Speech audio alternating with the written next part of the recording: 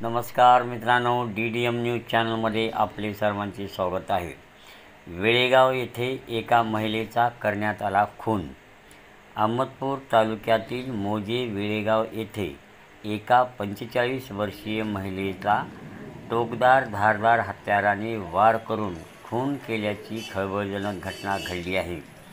याविषयी पोलीस सूत्रांकडून मिळालेली माहिती अशी की मोजे वेळेगाव येथील शेत शिवारात संभाजी तेलगे यांच्या शेतामध्ये टोकदार धारदार हत्याराने डोक्यात, उजव्या कानाजवळ व कपाळावर वार करून तारामती कचरू ढगे वय वर्ष 45 या महिलेचा खून करण्यात आला आहे।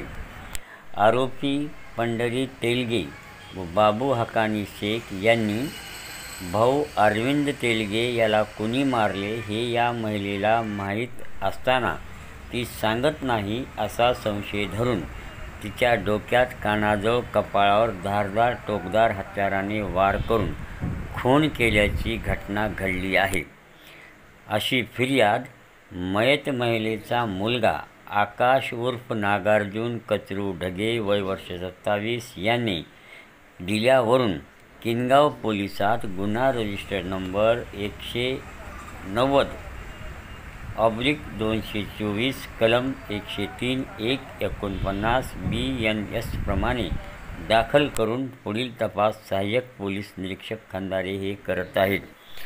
वेळेगाव शेत शिवारामध्ये यापूर्वीही एका तरुणाचा खून झाल्याची घटना घडलेली आहे।